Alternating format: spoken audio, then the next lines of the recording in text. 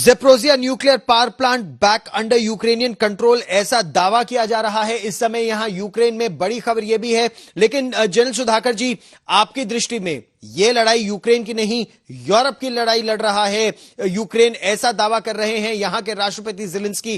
क्या आप इस बात से सहमत है कि रूस केवल यूक्रेन पर नहीं रुकेगा, इसके बाद वो और आगे बढ़ेगा, अपना सोवियत ब्लॉक जो एक जमाने में होता था उसको फिर से स्थापित करने का प्रयास करेंगे राष्ट्रपति पुतिन? गौरव, ये काफी स्वाभाविक है इस किस्म की प्रश्न सबके मन में आने का, एंड मैं इसको काउंटर नहीं करूंगा। जब भी हम मिलिट्री ऑब्जेक्टिव सिलेक्ट करते हैं, पॉलिटिकल ऑब्जेक्टिव जब फॉर्मुलेशन किया जाता है स्ट्रेटेजिक लेवल में, तब पक्का M+ को किया जाता है, तब जाके हम उसके आसपास कहीं पहुंच पाते हैं। तो यही जो इससे पहले जो आपने मेरे को सवाल पूछा था, बड़ा intelligent and far reaching implications है सवाल के साथ।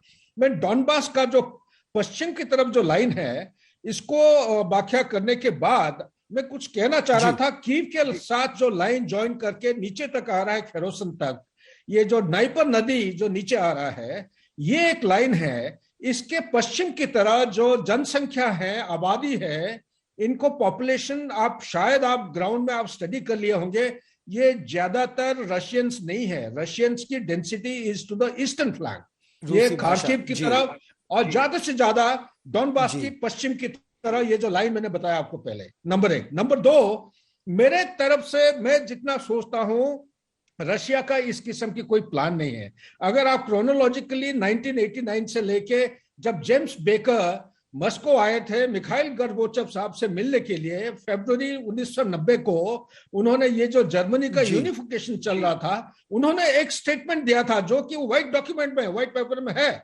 उन्होंने ये किया था एश्योरेंस की, यस, ये सिर्फ पूर्व के जो देश हैं, ईस्टर्न यूरोप की जो कंट्रीज हैं, इनको एक एश्योरेंस की जरूरत है। वो एश्योरेंस है कि नाटो 1 इंच भी पूर्व की तरफ नहीं फैलेगा।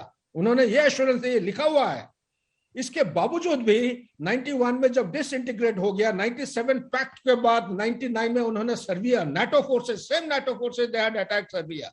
It's a 72 days aerial attack and Kosovo was created. लेकिन नेटो फोर्सेस ने क्या उस पर बात की, या नेटो फोर्सेस आगे बढ़ रहे हैं? 17 से 30 देश पर पहुंच गए नेटो, और अब यूक्रेन को भी वो नेटो में मिलाने की बात चल रही थी, जिसको लेकर रसा ने इतना बड़ा कदम उठाया है। इस बीच एक और बड़ी खबर आ रही है, एक और बड़ी खबर बिल्कुल इस समय आ रही है राष्ट्रपति ज़ेलेंस्की की तरफ से। यूक्रेन के राष्ट्रपति ज़ेलेंस्की ने दावा किया है कि मैं यहीं कीव में हूं, मैं राजधानी कीव छोड़कर नहीं गया हूं।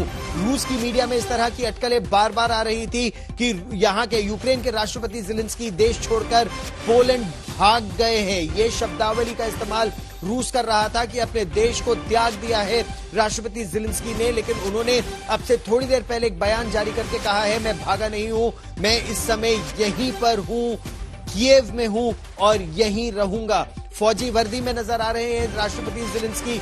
लगातार न केवल अपने अधिकारियों के साथ बात कर रहे हैं, संपर्क में हैं, बल्कि रोज देश के साथ वो बातचीत करते हैं। जनरल दयाल, एक तस्वीर भी उन्होंने जारी की। इस तस्वीर के सहारे उन्होंने कहने की कोशिश की कि मिसाइल आई थी मेरे डाचा पर, मेरे घर पर मिसाइल से हमला किया था, लेकिन हमारे एयर डिफेंस सिस्टम ने उस इनकमिंग मिसाइल को ध्वस्त कर दिया, और देखिए मेरे घर के आंगन में उस रूसी मिसाइल के टुकड़े पड़े हैं। यू मिस्ड, उन्होंने रूस को ताना देते हुए कहा। किस तरह से आप इस तस्वीर को देखते हैं और इस घटनाक्रम को देखते हैं? देखिए गौरव, ये बिल्कुल जो मैं बात वहीं से आगे बढ़ा रहा हूं कि ये उनकी पूरी कोशिश है कि जो डेमोक्रेटिक पावर है, जो हम एक बहुत दिन से सुन रहे थे ना, ग्लोबल विलेज है और ये दुनिया एक गांव है, और इसमें वेस्ट ही है वो गांव जहां से ये सब होता है। तो वेस्ट की पॉपुलेशन, जो यूरोप की पॉपुलेशन, यूरोप की लीडरशिप पर एक तरफ दबाव डालने की कोशिश है कि देखिए मुझे आप मदद कीजिए, आप लोग मेरे से पीछे हट रहे हैं, और ये आपके लिए खतरा है, मेरे लिए खतरा नहीं है। ऐसी चीजें दिखाने में वो हीरोइज्म शो करते हैं अपने लोगों को कि देखिए रशिया मुझे एलिमिनेट करना चाहता है, मुझे मारना चाहता है, मेरे दांचे तक स्ट्राइक हुई है। मैं नहीं समझता रशिया के पास वो, अगर यहां से वो निकल कर गए हैं तो किसी पुराने बंकर में जो सोवियत यूनियन के टाइम का होगा उसमें होंगे, उनका कोई नया बंकर होगा, और अगर उस तक उनको मालूम है तो वहां कहीं ना कहीं हमें स्पेशलाइज्ड फोर्सेस के रेड्स देखने को मिलते ना। ऐसी मिसाइल स्ट्राइक एक दूर दराज से नहीं मिलती। अपने लोगों में पैशन जगाने की कोशिश कर रहे हैं, वो लोगों के जरिए प्रेसिडेंट बने थे, लोगों के जरिए जब इन्होंने विक्टर यशचेंको को यहां से भगाया था, तो ये वो पीपल्स वॉर करने की, कन्वर्ट करने की कोशिश कर रहे हैं। जहां तक मैं जप्रोसिया की बात कर रहे थे हम, जप्रोजिया का देखिए पावर प्लांट जो है, रशिया इस टाइम पर भी कोई भी ऐसी हरकत नहीं करेगा जिससे जो यूक्रेन की जनता है उसमें हाहाकार मचे। वो बिल्कुल इलेक्ट्रिसिटी बंद नहीं करने की कोशिश करेगा, बिल्कुल ऐसी जगह तबाही नहीं करेगा जहां पॉपुलेशन में, क्योंकि रशिया को भी पता है कि यहां थोड़ी देर के लिए वो विक्ट्री कर सकता है, लेकिन अगर यहां शांति बहाल करनी है अगले 1, 1.5, 2 साल के अंदर भी, अगर इस इलाके को शांत करना है और रशिया के साथ करना है, तो वो पॉपुलेशन के साथ ऐसा कोई कदम नहीं उठाएगा जैसा हम लोग सोचते हैं, जैसा मीडिया में एक चारों तरफ से आ जाता है कि भाई वो ऐसी कोई भी कार्रवाई नहीं करेगी रशियन आर्म फोर्सेस, जो उनके स्ट्रैटेजिक एम है। लोगों को जीतना तो उनका एम है ना। आज क्रीमिया में लोग उनके साथ है ना, इसलिए वो क्रीमिया में बैठे। डोनेट्स और लुहांस में लोग उनके साथ हैं, इसलिए वहां बैठे। अफगाजिया में लोग उनके साथ हैं, इसलिए वहां बैठे। यूक्रेन में वो नहीं बैठ सकते अगर पूरी पॉपुलेशन, और जेलेंस्की की पूरी कोशिश लंबी है कि जनता को आज वो दिखा दे, दुनिया को दिखा दे, आज नहीं तो कल। अगर वो छोड़ भी जाते हैं टेम्पररी, तो वो दोबारा बाउंस बैक करने की कोशिश करेंगे ना। जेलेंस्की की पूरी पॉलिटिकल गेम भी खेल रहे एक लंबा।